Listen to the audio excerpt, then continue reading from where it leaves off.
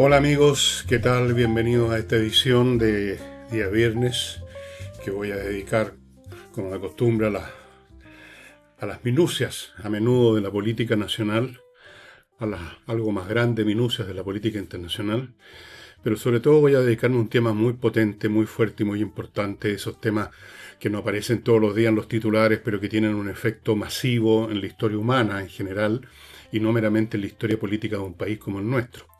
Y ese tema es el tema del deterioro cognitivo masivo que se está registrando, ya vamos a hablar de eso, pero antes permítanme recordarles amigos que este programa lo auspicia Ángel Hey, un corredor inmobiliario muy efectivo, se concentran pocos encargos, tienen métodos propios, trabajan de lunes a domingos todo el día y tienen resultados.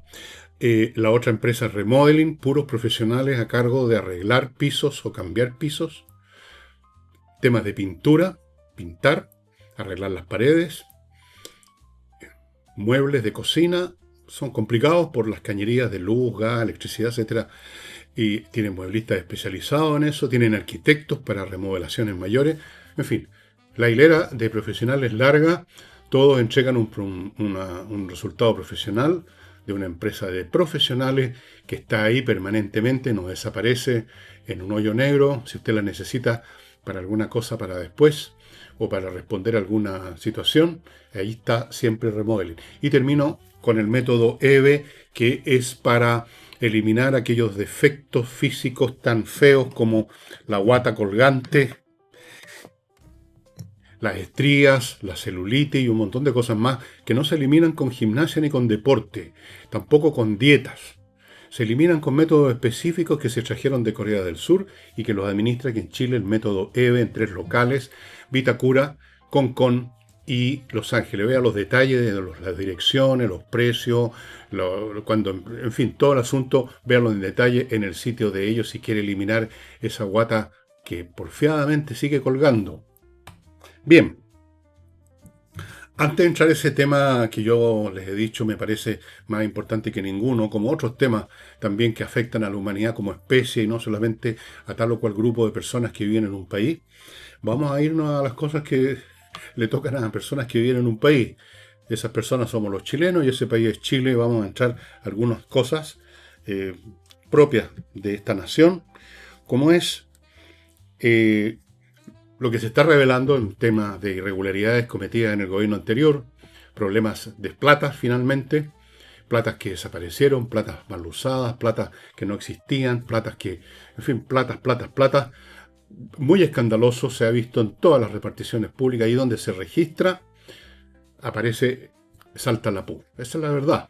Y uno de los últimos episodios, pero no va a ser el último, hasta ahora el último, es el que afecta en este momento a Nicolás Grau, ante el cual el Partido Nacional Libertario dice que va a presentar sí o sí, como dicen ahora, una acusación constitucional, cosa que inició un debate, llamémoslo debate, con Renovación Nacional como era de esperarse, o con Chile Vamos, más bien dicho, en general, porque hubo declaraciones de algún personero del Partido Republicano, le contestó alguien de la UDI, me parece, y se hicieron algunos disparos verbales, digámoslo así, lo cual es pésimo, pero ya sabemos que los egos en política son tan potentes como en cualquier otra actividad y francamente rara vez está presente en la mente de los actores sociales, como dicen ahora, la idea, la brújula de qué es lo que le interesa al país y no qué es lo que me molesta o me interesa a mí. Perico los palotes. Bien, en medio de toda esta trifulca que el presidente Esquella del Partido Republicano ha tratado, él mismo usó la expresión de ponerle paño frío, porque hay la frase típica, hay más cosas que nos unen, que nos separan, lo cual es cierto, espero que sea cierto al menos. En medio de todo esto, Kaiser, que es el autor con su partido de la acusación que anuncian contra Grau, contra el ex ministro de Hacienda y antes ex ministro de Economía, se refirió, dijo, a la increíble lealtad de la gente de izquierda ante la comisión de un desastre, o en otras palabras, la increíble lealtad de la gente de izquierda ante quienes han sido indicados como autores de un desastre, de una corrupción, de una irresponsabilidad fiscal, de una incompetencia, lo que sea, la increíble lealtad.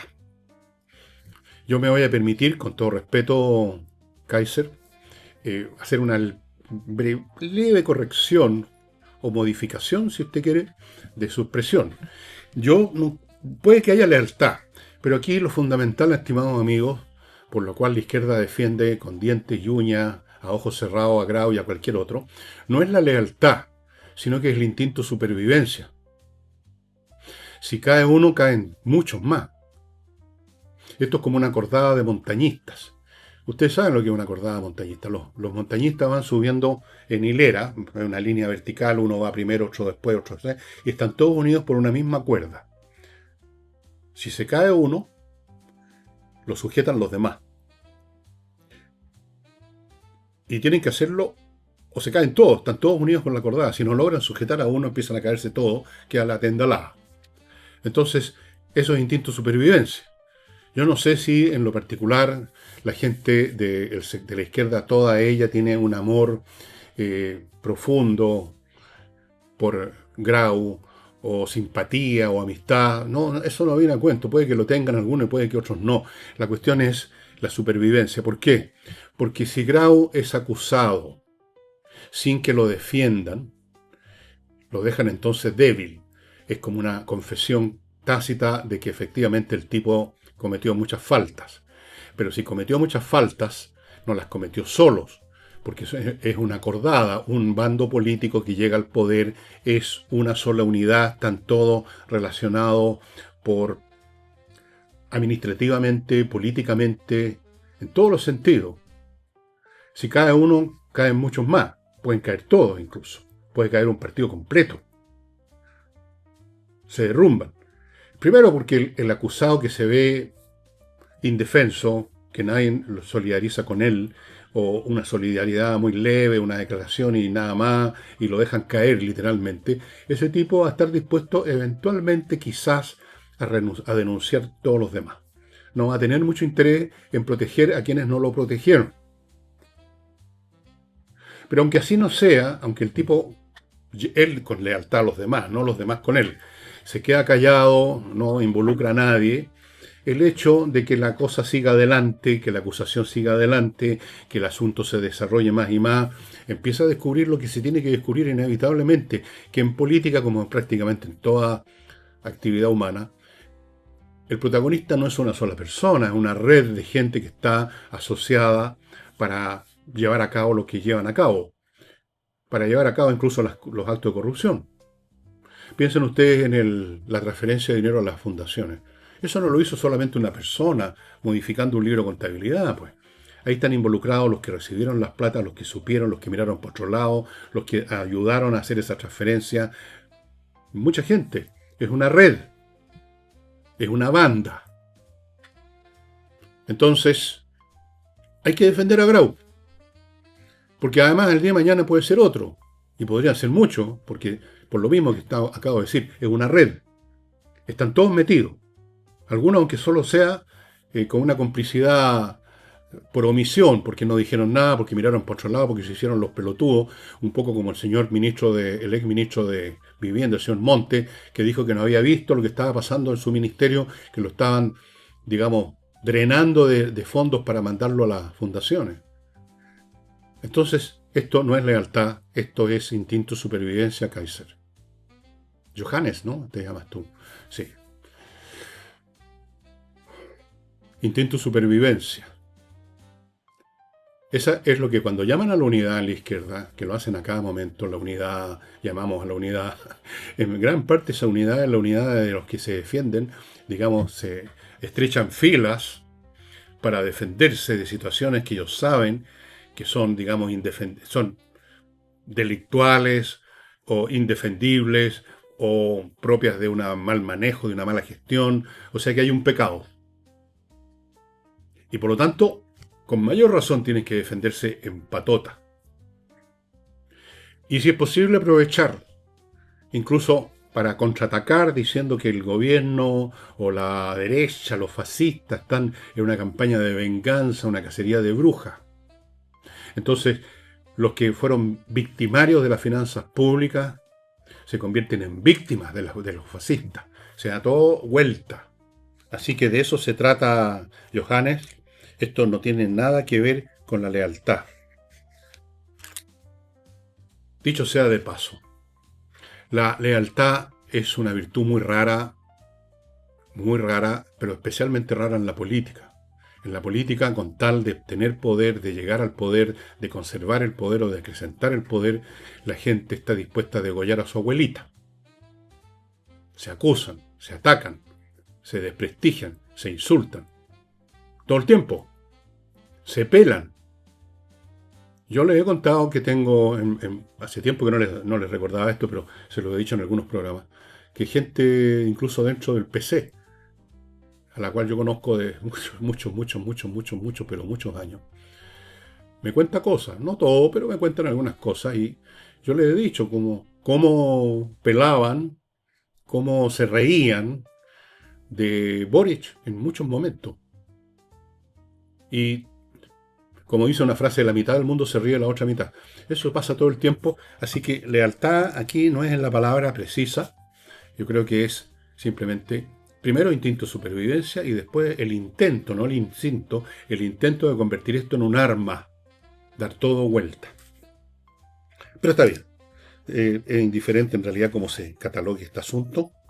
Respecto a la acusación constitucional, si es adecuada o no, bueno, ya no tiene sentido discutir sobre eso porque ya se va a seguir adelante, con llueva o truene, dijo Kaiser que se va a seguir adelante, y uno dio una explicación, dijo lo que sucede es que hasta el 11 de junio hay plazo para presentar acusaciones constitucionales y por lo tanto se nos viene encima, ya estamos prácticamente en junio, sí, pues, en unos días más. Bueno, puede ser, pero podría haberse esperado un poquito más, porque la cuenta es el 1 de junio, el presidente. Yo no sé si se podía esperar un poco más o no. Está bien, yo creo que no hay que olvidar, por lo menos mantener claro el hecho de que aquí lo principal es hacer lo que sea necesario políticamente hablando para que se apruebe la ley de reconstrucción. Eso es lo importante y ahí hay que concentrar los esfuerzos, no distraer ni un gramo, ni un 1% de energía psicológica, de tiempo, de capital político para acusar a alguien. Eso se puede dejar para el 10 de junio, por ejemplo. Pero ya está andando, supongo, o va a estar andando, no sé. Espero que reconsideren un poquito, que esperen un poquito. Si aquí no se trata de dejar indemne la figura de Grau ni de ningún otro. Recordemos que hay una comisión que está investigando el uso de los fondos, cómo se gestionó el Estado chileno durante la administración Boric, y de ahí tendrán que salir responsables de carne y hueso, si las cosas no ocurrieron automáticamente por sí mismas. Hubo personas que tomó decisiones, grupos que tomaron decisiones, y que tomaron lo que había en los cajones también. Eso tiene que revelarse. Pero cada cosa tiene su momento, ¿no creen ustedes? Y ya que he mencionado la ley de reconstrucción, el ministro Quirós de Hacienda dijo que estaba dispuesto a algunos cambios en el proyecto de reconstrucción. Dijo que siempre vamos a estar dispuestos a conversar y hacer ajustes. Está bien, siempre que esos ajustes no signifiquen desnaturalizar el proyecto. Siempre que esos ajustes sean eso, ajustes, no demolición, no transacción, no postergación, no anulación, sino que ajustes. Ajustes que conformen a los que presenten ideas que valgan la pena, puede ser. No espero que eso ocurra con la oposición de izquierda a izquierda, el PC, el PS y el Frente Amplio. Esos, incluso si algunos de los individuos que forman parte de esos colectivos políticos tienen suficiente honestidad intelectual para darse cuenta que tales o cuales medidas son efectivamente por razones técnicas necesarias para que el país empiece a andar de nuevo. A pesar de eso van a votar con sus partidos, pues sí, ¿qué podrían hacer? Yo me pongo en el papel de un congresal comunista o socialista que en su fuero interno dijera en realidad es preciso hacer tal cosa como viene en el proyecto. Pero no puedo hacerlo, diría después. Si lo hago, me expulsan del partido, me expulsan me cuelgan de un farol en todos los sentidos. Y yo pertenezco a ese mundo. Ser socialista o ser comunista no es meramente tener ciertas ideas. Esto es como ser colocolino o ser evertoniano, da lo mismo.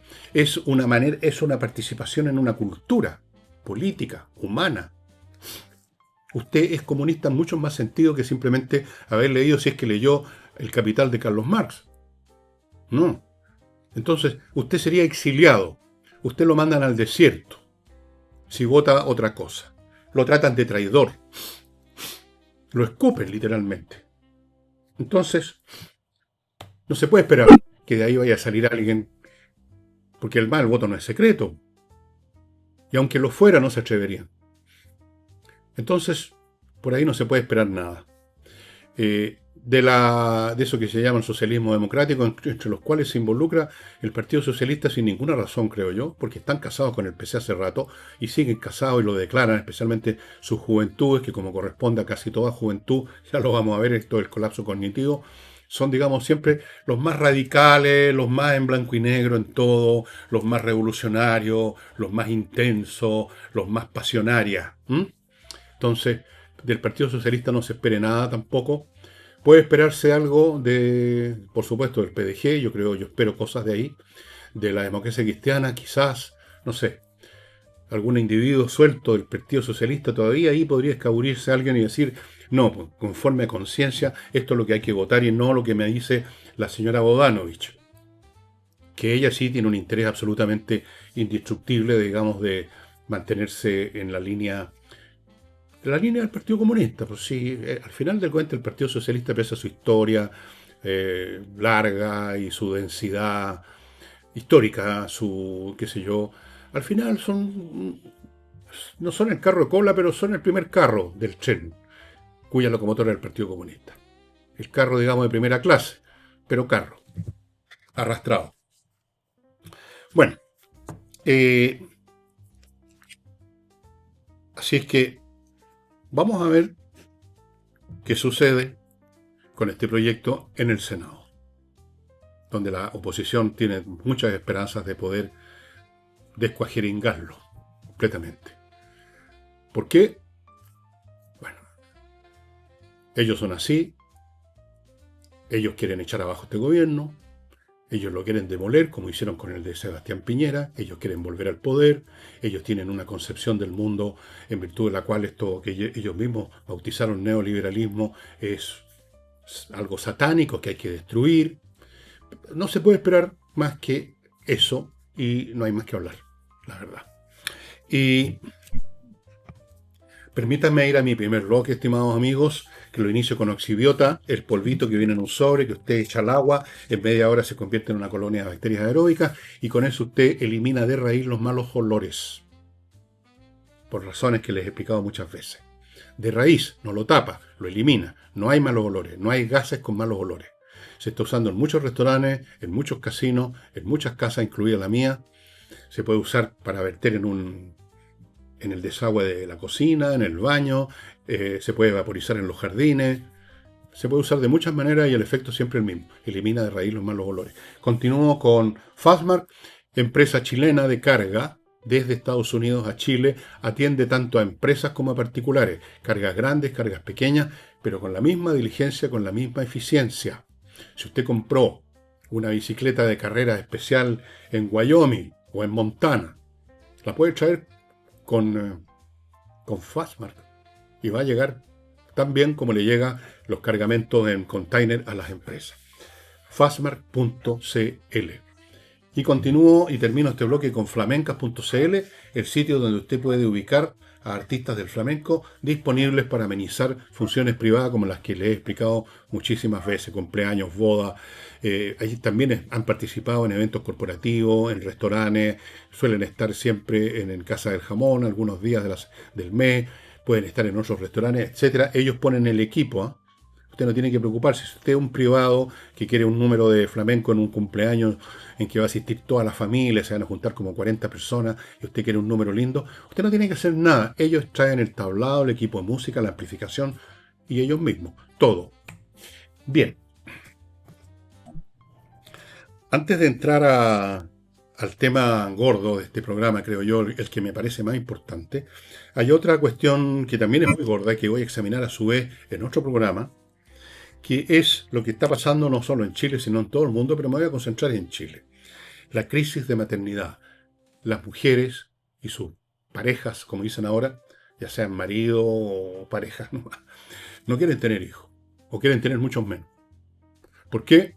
Y esto ha ocurrido en todas las épocas y en todas las civilizaciones a partir de cierto momento, cuando empieza a primar el ego, el interés de la persona y no el interés del colectivo. Esto es una transición típica. Se dio incluso en el Imperio Romano. El primer emperador, Augusto, hizo esfuerzos legales de todo orden para estimular la procreación de las clases, sobre todo las clases altas, pero en general de los romanos. En Europa hace rato que está pasando la baja brutal de la natalidad y en Chile es uno de los países, debe estar entre los 5 países con una baja natalidad más pronunciada y que cada año va aumentando a más o menos en alrededor de un 5% la velocidad de la desnatalización del país. Tanto es así que esto está teniendo repercusiones en la existencia de centros de maternidad. Acaba de cerrar la maternidad del Hospital de la Fuerza Aérea de Chile, porque no llegaba, no se justificaba todo el aparataje médico, organizacional, etcétera, para tan pocas visitas de señoras embarazadas por parir. El año 19 había pasó lo mismo con la maternidad, la unidad de maternidad del Hospital Militar. Crisis de maternidad. Los chilenos, propiamente tal, no están teniendo una tasa de reproducción que permita mantener la población, no digamos hacerla crecer. Y por eso en Chile, como en Europa, como ha pasado en Europa, como pasó en Europa durante años, se está supliendo esta disminución de la población nativa con la importación extranjera, la inmigración.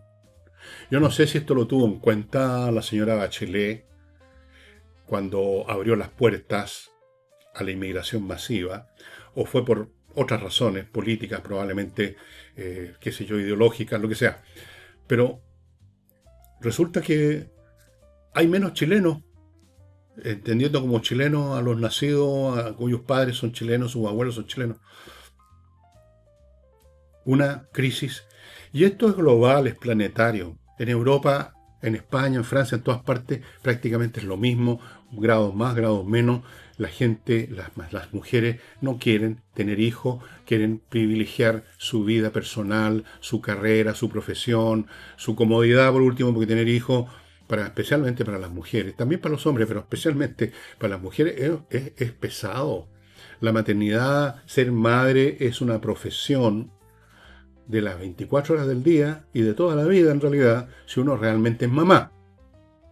Porque, por supuesto, hay mujeres que procrean, incluso dejan botados a los hijos después. Hemos visto casos, hay aquí personas conocidas del mundo de la política que hicieron exactamente eso. Y hombres también que han hecho eso. Dejan botados. Otros no dejan botados en un sentido tan dramático de simplemente de irse físicamente, de separarse de sus hijos, dejarlos en otro lado, sino que pueden convivir con ellos en la misma casa, pero no les dan bola, no se preocupan, los chicos son como bolas sueltas, de repente les tiran unos billetes para que los dejen en paz, y bueno, yo he visto mucho de eso, muchísimo. O por último, son buenas madres, son buenos padres, pero de un hijo, porque 2 es mucho, 3 es demasiado. Entonces hay una crisis de natalidad en este país. No me acordé de ver la cifra, pero si no me equivoco, es bastante menos que la tasa mínima que se requiere para mantener la población, que es 2,1 hijos por mujer en edad, digamos, de procrear. Esa es la cifra mínima. Es bastante menos, 1, algo. Si no me equivoco, bastante cerca del 1 o de menos de 1. Y de ahí vamos a llegar de todas maneras. Porque estos procesos, como muy bien lo saben los europeos, que partieron antes, son imparables. Está pasando en Rusia también. O sea, está pasando en todos lados. Menos en algunos países más atrasados, que están en una etapa, digamos, de civilización más primitiva, o que tienen unas religiones distintas, donde, digamos, producen hijos como conejos. Tienen muchos hijos. Pero eso también va a cambiar. A medida que sube el nivel económico, que las personas tienen más cosas que conservar, que disfrutar, quieren tener menos hijos, que les van a quitar esa posibilidad, el tiempo y el dinero para satisfacer sus personas. Así que la crisis de natalidad es un proceso mundial. Casi podríamos decir que es como que la raza humana se está suicidando al crédito, por cuotas, por cómodas cuotas anuales. Incluso las prácticas sexuales han cambiado precisamente para evitar la maternidad. No me refiero solamente a los anticonceptivos. Me refiero a muchas otras cosas también, en virtud de las cuales las personas quieren seguir teniendo sexo, pero sin el problema, ahora se convirtió en problema, de tener hijos. Ese es el cuadro, es un cuadro realmente que requiere más estudio. Yo creo que lo haré quizás mañana, pasado, en algún momento, en algún programa de la semana, lo trataré, porque es un tema realmente súper, súper grave. O sea, tiene que ver con el destino ya no de los chilenos, de los alemanes o de nadie, sino que, o sea, de cualquier nación. Este es un tema de la raza humana. Y hay otro elemento que es el que vamos a tratar ahora, que corre en paralelo con este en el sentido, digamos, de la autoaniquilación de la raza humana, como Homo sapiens sapiens. Y lo vamos a tratar en unos momentos más. Aquí yo he estado sobre esto estudiando esto hace rato. Y he ido tomando notas, y ahora todas esas notas las concentré en estas 3 hojas que tengo aquí pasadas a máquina, como se dice, o sea, por la impresora. Y es solamente una parte de todo lo que he tomado notas, pero por supuesto yo no pretendo aquí dar un seminario sobre ningún tema, sino que nada más que tocarlo en un programa. Pero antes de entrar a este colapso cognitivo, permítanme recordarles, antes que el colapso cognitivo mío se me olvide, recordarles compreoro.com, donde usted puede comprar oro y plata, o las dos cosas, en unos pequeños lingotes, como el que le he mostrado, que está en esta bolsita de plata, que son muy valiosos y cada vez más valiosos. El año pasado, este lingotito de plata, chiquitito como ustedes ven, subió en un 100% su valor. Y acá, bueno, no sé si tengo deterioro cognitivo, pero tengo deterioro manual, parece. Y acá tengo otra bolsita donde hay un lingotito de oro, un cuarto de onza, más chiquitito que este. También subió mucho. Es una tremenda inversión. ¿Dónde los consigue? Y además hay una promoción que ustedes están viendo aquí en el afiche. Por la cantidad de oro que ustedes compren, reciben un porcentaje de plata gratuito. Esto es en compreoro.com. Continúo con servicios logísticos de ingeniería. Ingenieros que revisan, cosa que usted debería hacer anualmente, que revisan la logística de su empresa, encuentran lo que está funcionando mal o más o menos nomás, le ofrecen, y por lo tanto usted está perdiendo plata, clientes, qué sé yo, una hemorragia permanente que a veces no se ve. Ellos le ofrecen un modelo alternativo para esa fase de la logística, para toda la logística, y le buscan el personal adecuado. sliconsultores.cl. Póngase en contacto, averigüe más. Con todos los productos les digo lo mismo. Pónganse en contacto con las direcciones de internet. En 5 minutos, más datos de los que yo les pueda dar, y puede ser muy importante para usted. Sigo con La Bollería, una empresa de banquetería y de pastelería que yo conozco personalmente, muy buenos productos. Si usted está organizando un banquete, un almuerzo, una comida muy grande, usted no va a dar abasto, o una empresa o una institución que está organizando un banquete, pónganse en contacto con La Bollería en Instagram, @labolleriapirque. Son muy buenos, por eso los recomiendo. Y termino este bloque con Diego Sándor, el arquitecto que le trabaja, amigos, para construir o remodelar en la región de los lagos, construyendo o remodelando de una manera que ustedes han podido ver en foto, completamente original y con una gran acuciosidad. Él participa en la construcción desde el primer día hasta el último. Bueno, en muchos programas ustedes me habrán escuchado examinar las capacidades intelectuales de las nuevas generaciones. Lo he hecho en libros. Aquí hay mucho de eso en Resurrección, que entre paréntesis, no sé si quedan ejemplares todavía, echen una mirada en el villegas.cl/tienda. He hecho muchas veces una exposición aquí o en este libro o en otro también acerca de generaciones que han sido malformadas y que eso se está manifestando en pésimas gestiones a medida que van llegando a la adultez y se van involucrando en las actividades profesionales privadas o públicas. Lo he dicho muchas veces. Y muchos de ustedes creerán que lo he dicho porque se supone que todos los viejos miran a huevo a los jóvenes porque les tienen envidia, porque los jóvenes están llenos de vigor y uno está lleno de pena, de achaques más bien, y que esto, el viejo cuento del anciano que no entiende nada, etcétera. No, no es eso. Ojalá fuera simplemente que estoy gaga. No, no estoy gaga. Y eso es lo que les quiero demostrar hoy día, que lo que yo les he dicho todo este tiempo acerca de un deterioro creciente es un tema que se ha estado investigando hace rato. Y les voy a dar los nombres de los científicos y los libros en que está. Esto ya no es una queja generacional. Esto está apareciendo en investigaciones sobre temas de educación, capacidad de atención, lectura, memoria de trabajo y hábitos digitales. Hay abundante evidencia, estimados amigos, de deterioros específicos en ciertas capacidades cognitivas en forma masiva. Falta de concentración, falta de comprensión lectora, falta de pensamiento sostenido. Voy a nombrarle a uno de los científicos que ha estado en esta investigación. Se llama Marianne Wolf. Es una neurocientífica especializada en el tema de la lectura y les recomiendo un libro de ella que se llama Reader Come Home. Lectores, vuelvan a casa. Sostiene que el cerebro del lector profundo, que es capaz de una concentración prolongada, de una inferencia, o sea, de un raciocinio complejo y de la contemplación, está siendo reemplazado por modos de lectura fragmentarios y a la carrera. Y resulta que el cerebro cambia según la manera como usted lo usa, igual que ocurre con el cuerpo.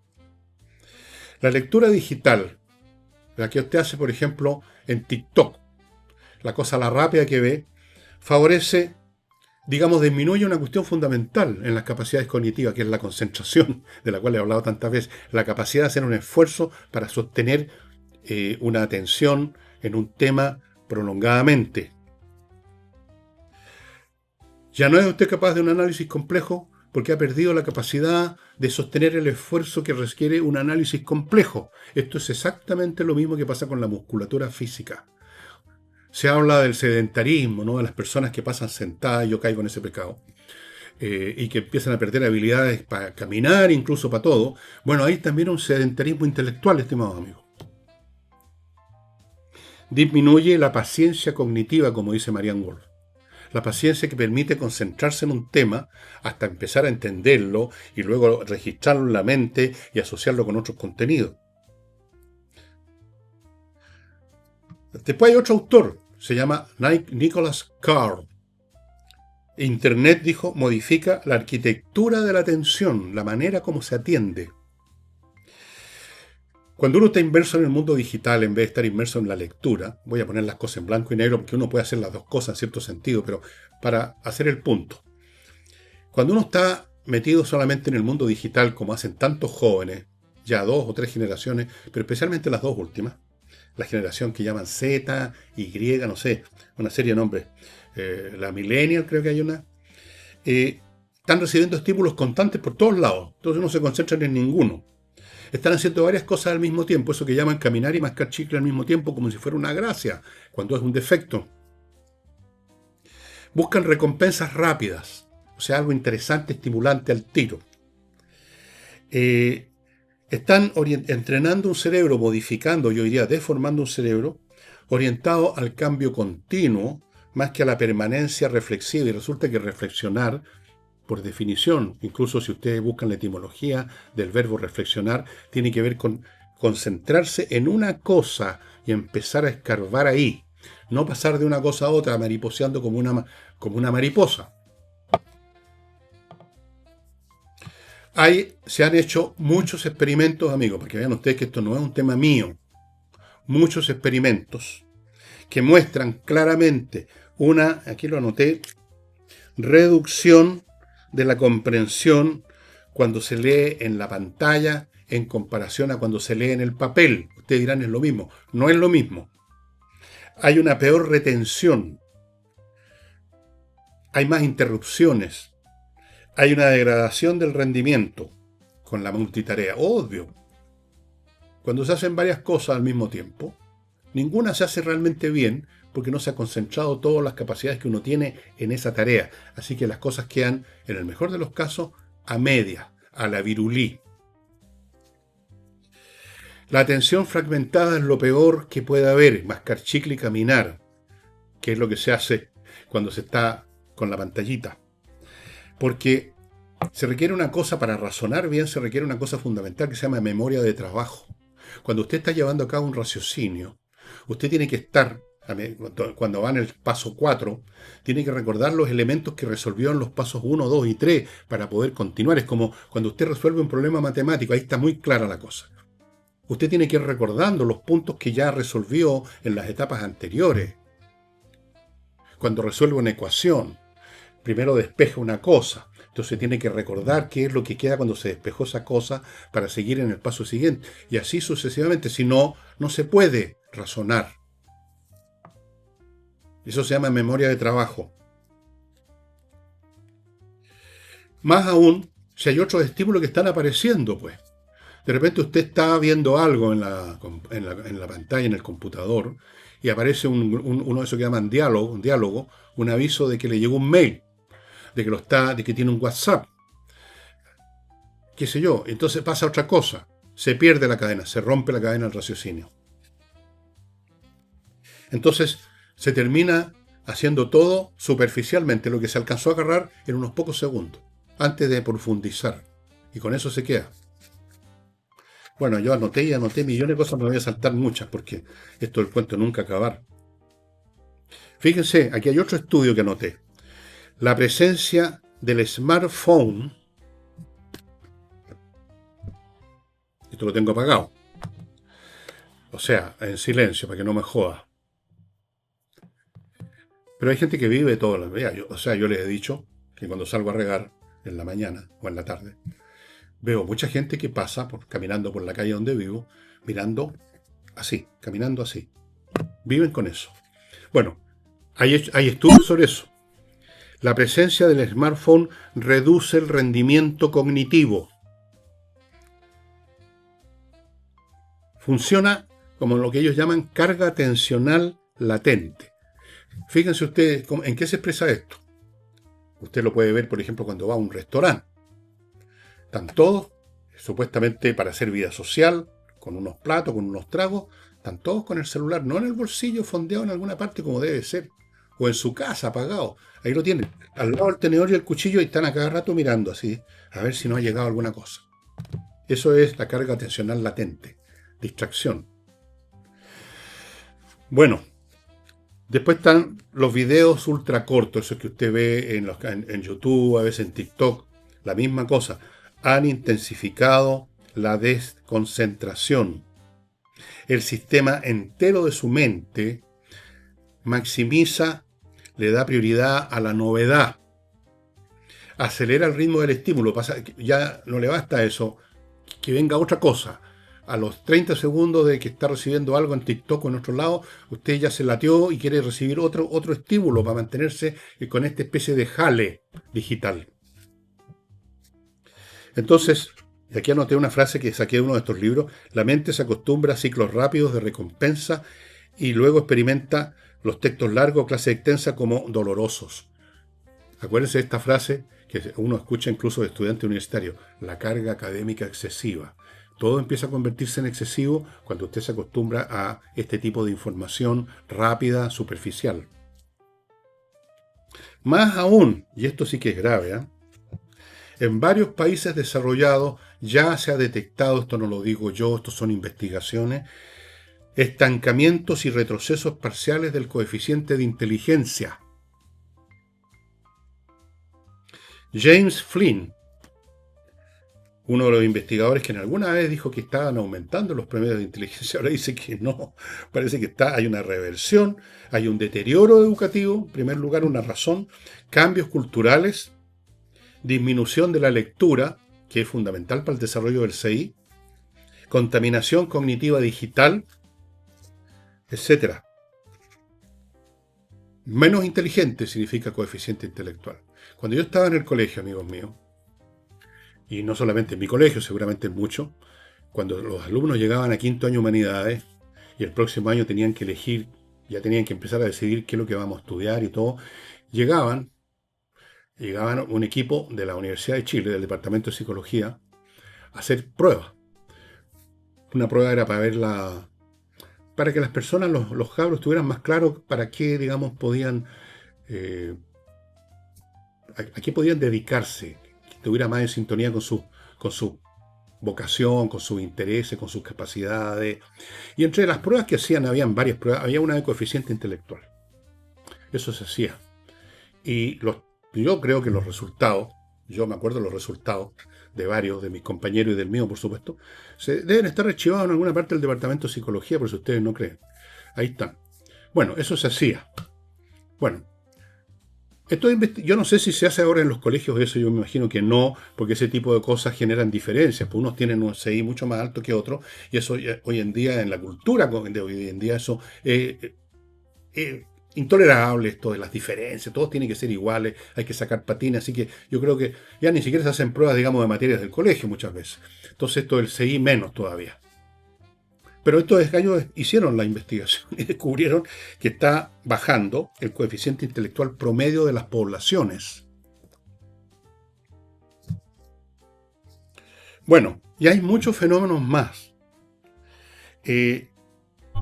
Ya no memorizamos, dice uno de los investigadores, el contenido de las cosas, como ocurre cuando uno lee y mantiene en memoria, por lo menos una parte de lo que leyó. Dicen, lo que ya no se memoriza el contenido, sino que a lo más se memoriza cómo llegar al contenido. O sea, en qué link, en qué buscador encontré esta cuestión. No me voy a molestar en tenerlo en mente, que lo tenga el computador, que lo tenga la base de datos. Yo le pregunto cuando lo necesite porque se me olvida todas las veces. Pero al olvidar es una cosa mucho más seria que simplemente que no tener en mente en un momento dado una información. Al no tenerla en mente, significa que su mente es menos rica, tiene menos elementos que se puedan asociar para dar lugar a pensamientos más complejos. Usted está vacío por dentro cuando no tiene memoria propia. No es meramente una cuestión práctica de dónde tengo el recuerdo. Lo dejo en el computador, porque ¿para qué voy a memorizarlo? O lo tengo en mi cerebro. Bueno, hay una diferencia que va más allá de la cuestión práctica. En el cerebro es donde están los elementos que se van a conectar con otros eventualmente y van a formar visiones, pensamientos, inferencias más ricas, más complejas. En eso consiste el aprendizaje después de todo, ¿no? En muchos países, otra investigación, baja de la comprensión lectora, dificultades con las matemáticas, para variar, incapacidad de escribir textos largos, y esto lo he visto incluso con profesionales yo, que casi no lo he podido creer, que no saben expresar una idea, y como no la saben expresar, en realidad no la tienen clara la idea ellos mismos, porque el acto de expresar con claridad una idea forma la idea. No son actos separados. La idea no está per se sola y la comunicación es otra cuestión, meramente ponerla por escrito, digamos. No.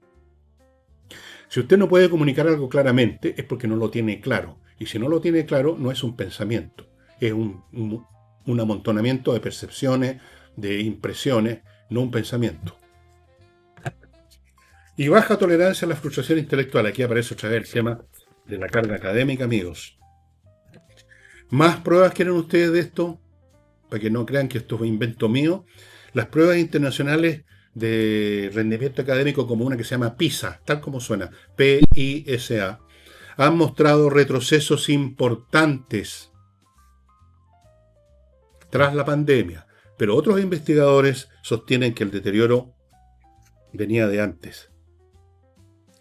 Y hay toda una cultura que fomenta esta descerebración masiva. Una cultura que ve la disciplina como una opresión, poco menos que fascismo. Nada, que eso es la disciplina, quiero libertad, quiero encontrarme a mí mismo. Pedagogías antimemorización, cuando la memorización, lo he dicho muchas veces. Hace tiempo que no lo decía, pero yo recuerdo haberlo dicho, tengo buena memoria, lo he dicho muchas veces. La memorización no es algo pasivo, algo así como de menor cuantía. La memorización es parte fundamental de los procesos intelectuales, por esto, entre otras cosas, la memoria es trabajo. Tiene que tener en mente las cosas, tiene que tenerlas dentro para poder conectarlas unas con otras, para poder llevar a cabo los procesos de razonamiento. Imagínense que usted está calculando una ecuación y en la mitad se le olvida lo que había, digamos, los datos que ya tenía con la primera parte de la resolución de la ecuación. No termina nunca el proceso. Sobreestimulación. Aquí viene todo el mundo digital, que el TikTok, que la payasada, la gente con la cuestioncita que no pueden vivir sin el celular. Si uno lo ve en todas partes, en las salas de espera, en los aeropuertos, en donde los doctores, en los hospitales, ahí están todos mirando, caminando por las calles. Y obviamente una pérdida completa, como lo vemos en Chile, de la autoridad educativa, o sea, los profesores. A los profesores se les puede decir cualquier cosa hoy en día. Y si ponen una mala nota, como me decía este profesor de universidad, no de colegio, ya les conté esa historia que me conversé con él mientras yo regaba, que es el momento en que me contacto con el mundo, porque estoy en la calle. Y me dijo, si uno pone una mala nota te van a acusar a la rectoría. Te acusan de acoso, o te acusan de prejuicio, o te acusan de cualquier cosa, porque te pusiste una mala nota. Entonces, ¿qué autoridad hay? O sea, no hay aprendizaje. Se va a una sala de clase, yo no sé a qué hoy en día. Y luego se sacan las notas, no sé cómo. Y luego obtienen los títulos profesionales del modo más misterioso del mundo. Y luego tenemos los resultados cuando llegan a cargos públicos o privados, como lo vimos en el gobierno de Boric. Con gente que cometió millones de errores. Dejemos de lado además lo que no fueron errores, sino que fueron manipulaciones conscientes para distraer fondos por otro lado. Me refiero ahora a los errores. Millones de errores en el tema de Hacienda, de las cuentas públicas. Y son personas que en teoría son ingenieros. Y uno dice, bueno, ¿qué clase de ingenieros son estos que no se saben las tablas? Literalmente. Bueno, esto se llama, estimados amigos, deterioro cognitivo. Lo que yo les he estado diciendo todo este tiempo del material humano. Que el material humano puede ser bueno o malo. En este libro hago un énfasis enorme en el tema de la exigencia académica y la concentración. La exigencia académica es la que obliga, la que nos obligó a los que nacimos en otra generación y que estuvimos en colegios normales donde se entendía que uno iba a aprender, no a huevear. Perdonen la expresión, pero no encuentro otra más técnicamente precisa. Bueno, exigencia, pues. Evaluación, sanción. No sacaste el curso, sacaste menos de un 4, repites para marzo. Si en marzo tampoco lo logras sacar adelante, repites el curso. Esa era la sanción. Y había un esfuerzo, y había un premio al esfuerzo. El niño, el joven, el estudiante que le iba bien, era el que le regalaban la bicicleta Centenario, ¿se acuerdan? El que le iba mal, bueno, para marzo, repetir curso, no hay vacaciones, te que haya encerrado, no hay plata para el cine, no hay a ir al estadio, se castigaba. Se obligaba en el próximo turno a que el cabro hiciera un mayor esfuerzo. Sin eso, ¿a dónde se llega? A ninguna parte. Y empieza a emerger generaciones completas de adultos, como lo estuve viendo aquí, incapaces de esfuerzos prolongados, incapaces de concentrarse, incapaces por lo tanto de un pensamiento complejo, incapaces de entender nada que sea más complejo que 2 más 2 son 4, si es que entienden eso. Incapaces. O sea, incapaces en todo el sentido de la palabra incapaz. No pueden hacer las cosas. Y la gestión, entonces uno empieza a ver en distintos ámbitos, primero unos elementos así muy contingentes, muy puntuales, y después uno empieza a ver que se multiplican en ciertos ámbitos, en el campo de la ingeniería, en el campo de esto, en el campo allá, empieza a ver que más y más errores, que se equivocaron, que hubo un error, que falló esta cuestión, y uno dice, ¿pero qué está pasando con la gente que se dedica a estas cuestiones? Bueno, está pasando que son menos competentes, pues. Así que ya ven ustedes, estimados amigos, que lo que yo les he dicho todo este tiempo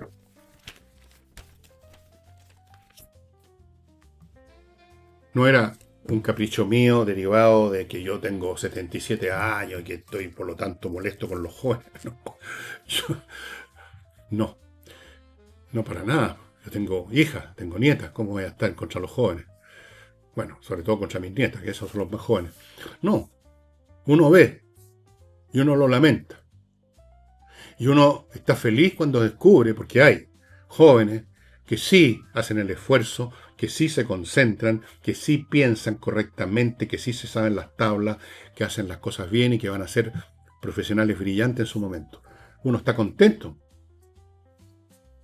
Y uno estudia las vidas de cuando aparece alguien en la prensa, en algún medio de comunicación, la historia de tal cabrito de 5 años que ya está tocando los conceptos de Beethoven, o el de este otro de 8 años que descubrió un teorema matemático que nadie lo había. Uno está contento, uno no está. Yo por lo menos me siento feliz de que existen todavía jóvenes, nuevas generaciones, o un porcentaje de jóvenes que salvan, digamos.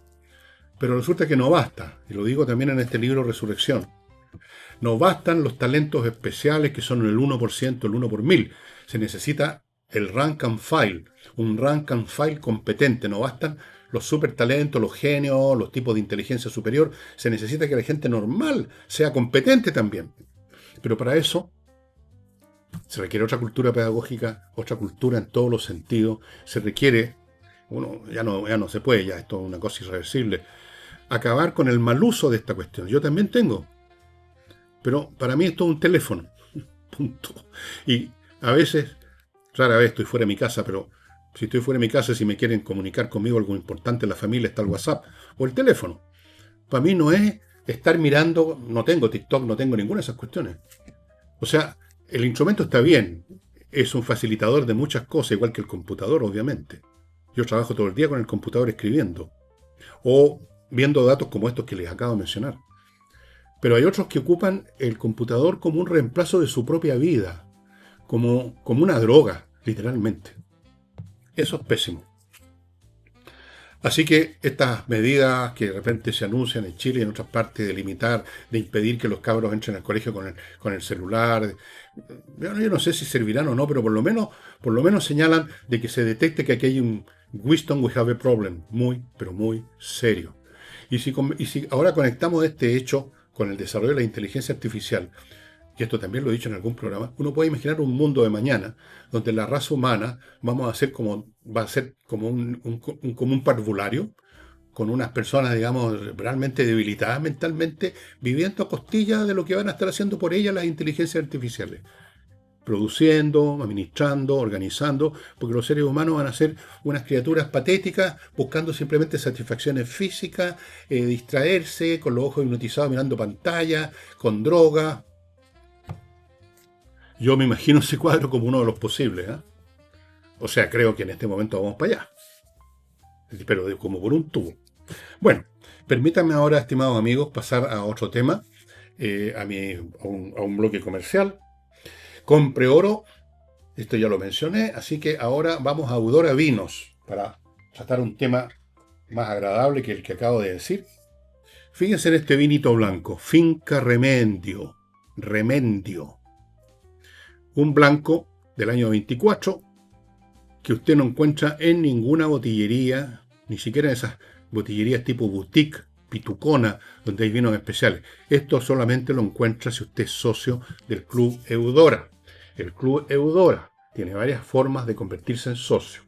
Todas ellas, el socio recibe una caja una vez al mes con varias botellas de vinos. No todos iguales, no son, por ejemplo, 2 o 3 botellas del mismo vino Remendio. Este vendría con un tinto, con otro tinto a su vez de otra marca, y el próximo mes lo mismo. Variedad permanente, amigo. Todos los vinos de calidad excepcional como este. Yo no soy tan partidario del blanco como del tinto, pero por razones científicas voy a experimentar un poco para poder hablar con conocimiento de causa. Voy a probar este vinito, voy a abrir esta botella y ya les contaré, si es que les cuento, cuán bueno era. Sigo con DCR Bot, una empresa que se dedica a revisar la seguridad informática, cibernética de su empresa para ver si realmente le ofrece seguridad, si es efectivamente un escudo contra el ataque malicioso de los hackers, ya sea los que quieren robar o los que quieren destruir algunos por razones políticas, culturales, se creen defensores de no sé qué cosa y atacan empresas. Bueno, hay que defenderse, pero puede que su defensa no son efectivas. Ellos van a su empresa y llevan a cabo una serie de pruebas, incluyendo incluso ataques falsos, para ver si efectivamente usted está a salvo. Y si no lo está, lo van a reparar ese problema. DCR Bot, póngase en contacto ya, amigos, aquí en esta materia. hay que ponerse el parche ante la herida, porque la herida es una verdadera hemorragia. Sigo con Edisur, empresa editorial chilena, con un local en Compañía 1025. Muchos de ustedes han ido ahí, algunos me mandan saludos por video, muchas gracias. Hay un montón de títulos buenos, de buenos autores de fama mundial, en ediciones muy bonitas, muy cuidadas, como se dice. Hay unas ediciones españolas que les he mostrado 2 o 3 volúmenes que son muy bonitas, tapa dura, bien hecho, da gusto, físicamente el libro mismo, pero además son, qué sé yo, El Quijote, los cuentos de Edgar Allan Poe, ¿cuál otra era? La montaña mágica de Thomas Mann. Tienen varios títulos muy importantes. Échese una mirada. Además, en edisur.cl, en el sitio, tienen una sección digital donde usted puede encontrar un montón de títulos en formato digital para bajar a su Kindle a 3 lucas, 4 lucas, libros que no va a encontrar en papel. Y termino con Lascar Comunicaciones, una empresa de comunicaciones que ofrece un servicio integral. Primero encontrar, aclarar, perfilar bien cuál es el beneficio, la ventaja de su producto, de su servicio, porque con eso tiene que basarse la comunicación, no meramente poniendo adjetivo, sino que viendo cuál es la ventaja, qué es lo que hace por la gente, por el público. Luego, cómo decirlo, que sea claro, que sea fuerte. Luego, qué medio utilizar para decirlo. Y finalmente, evaluar el resultado. Y si el resultado no es tan bueno como se espera, se cambia el asunto, hay un feedback permanente. Eso es verdadera comunicación y es la que entrega Lascar Comunicaciones, que ustedes ubican en lascarcomunicaciones.cl. ¿Quiénes son? Son especialistas formados en la Universidad Católica que ofrecen un servicio integral. Así es que ya lo sabéis. Bueno, volvamos ahora a cosas más pequeñas.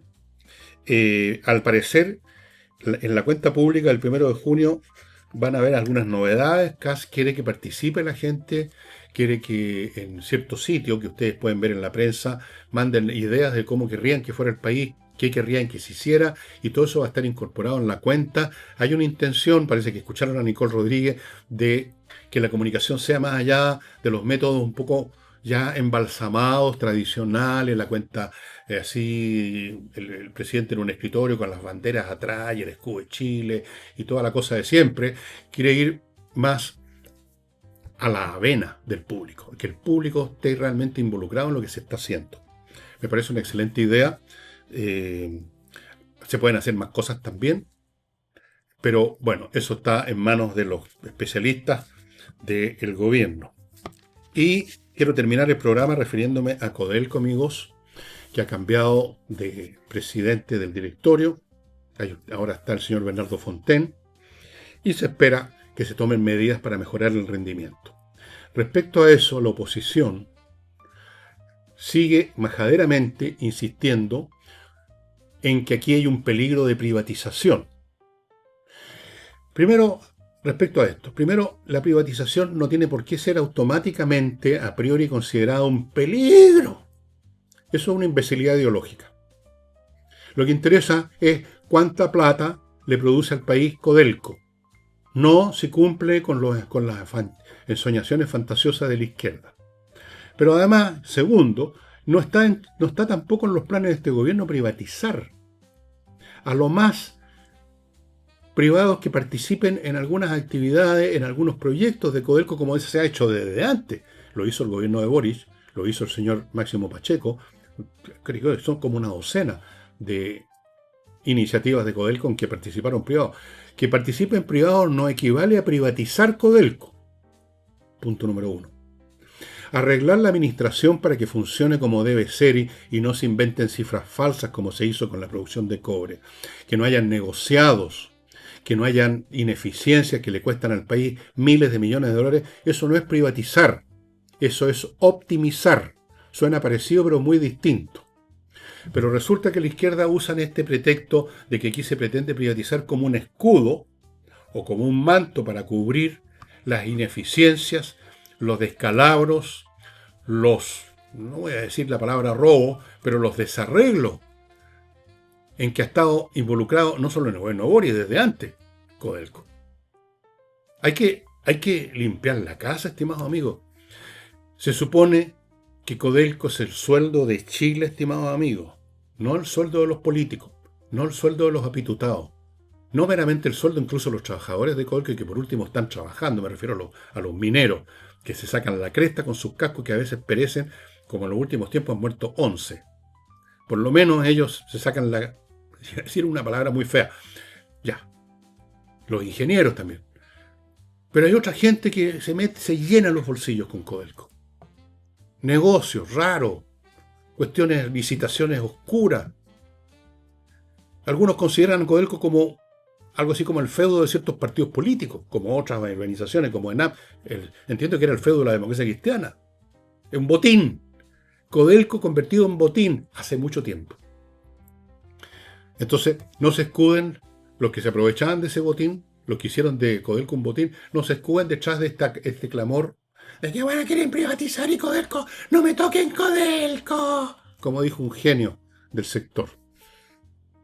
Hay que tocar Codelco, hay que tocar ENAP, hay que tocarlo todo, pues. ¿Por qué no? ¿Qué es esto? Bueno, amigos, estaríamos terminando el programa de hoy.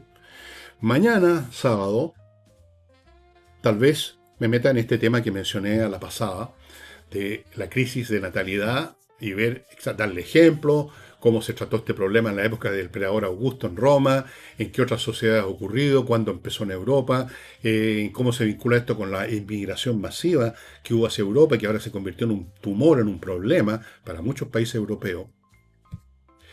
Cuándo empezó a decaer la natalidad en Chile. Hay un montón de cosas que voy a averiguar, y si las puedo averiguar con buenos datos, voy a hacer un programa dedicado a eso, supongo. Salvo que me parezca una idea mejor, más entretenida, pero esto no sé si será entretenido o no, pero por Dios que es importante, ¿no? Como lo de la cosa cognitiva, que como ustedes vieron, no era invento mío. Y eso, pues, estimado amigo, muchas gracias por su atención. Espero que nos veamos mañana. Chao.